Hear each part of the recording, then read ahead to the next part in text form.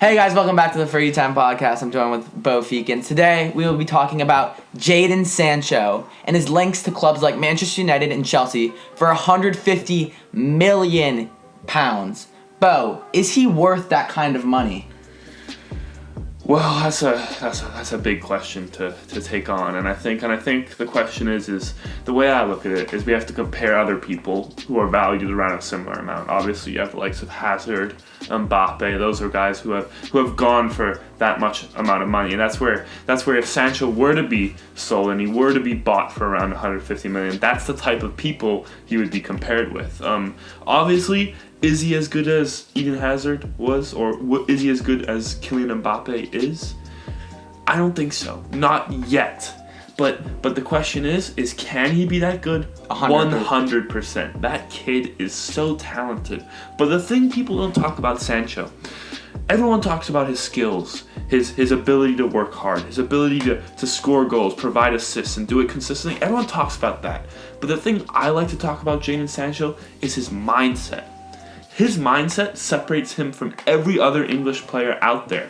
Why? Because he made the decision to leave England, and what did that decision lead to? It led him to be a global superstar. I mean, how many people know who Jadon Sancho is now? Everyone. He's the figurehead of Dortmund. If you look at Dortmund's advertisements on their Twitter, on their Facebook, on their Instagram, on the way they advertise games, who's the figurehead? Jadon Sancho. He's 19 years old, and he's a figurehead for Borussia Dortmund, one of the biggest clubs in Germany and the world.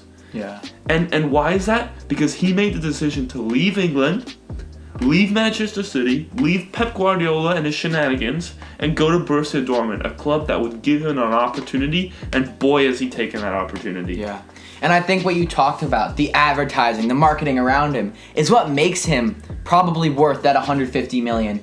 Because I'd say realistically, he's closer to an 100 million pound player, but it's that added advertising factor, that notoriety. He's English born as well. That all plays into it because he's going to be the figurehead of the next club he goes to. He is going to be the person they turn to.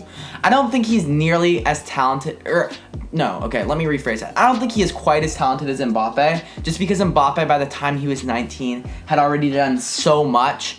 And Sancho is already building that legacy, his own legacy, but it's not nearly at the same level. Yeah.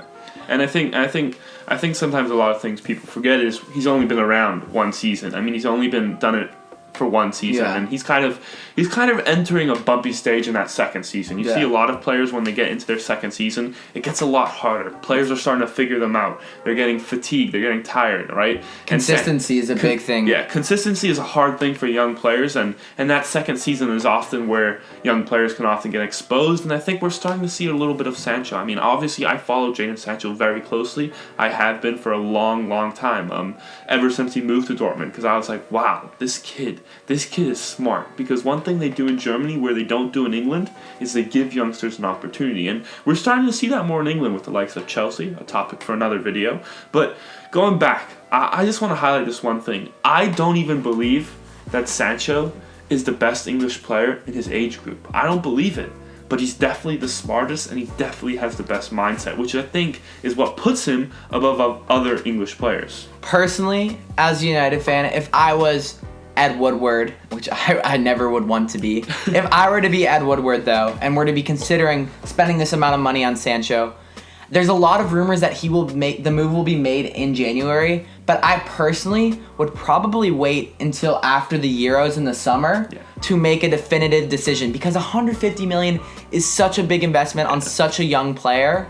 It's crazy. I mean, it's to spend 150 million on a player that's proven himself for a year and nearly half a year. Mm-hmm. That's out of this world. I think that kind of points to the talent that he's shown so far. And I think I want to highlight another thing with Sancho. You know, Sancho is not your traditional English player. Yeah. He brings something a little different to the table. You know, he's kind of Brazilian in that sense, that he's got a lot of skills and he's not afraid to pull out skills in games, which is what I think kind of separates him from a lot of the traditional youth English players that come through. So that's another thing I think that Sancho brings to the table. He's an exciting player to watch. Whenever he gets the ball, you're like, oh, what's he gonna do? What's he gonna do? You know, whether it's successful or not, at least you know he's gonna bring something exciting to the table. To go back to the Euros point as well, right? Remember Mbappe. Where did Mbappe... Like, obviously, he had performed massively on the club level, but where did he get that final break where we were like, wow, this guy was 100% worth all the money? Yeah. It was at the World Cup when he performed. And if, obviously, in England's side, it's going to be harder for Sancho to break through, but I think he will get good minutes at the Euros. Oh, I think so. 100%.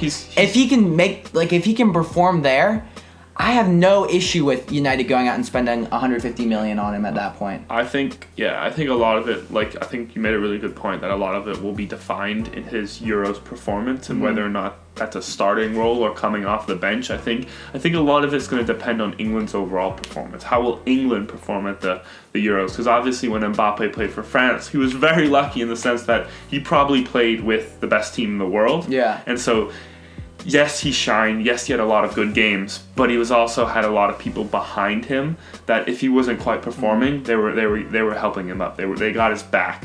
Whereas Sancho for England, I think he's gonna have to take on a more. If he starts obviously in that front three, he's gonna have to take on a more, he's going to be one of the figureheads of their attack, right? Because England, they don't have quite the quality that France has quite yet.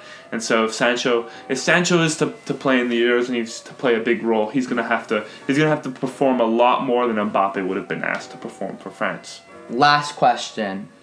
Do you think is it possible that the move will already been made by the Euros? It'll happen this winter, or do you think teams are going to wait and see? What do you think's going to happen? I don't think a January transfer window is ever a time to splash out 150 million. I think you have to wait till summer.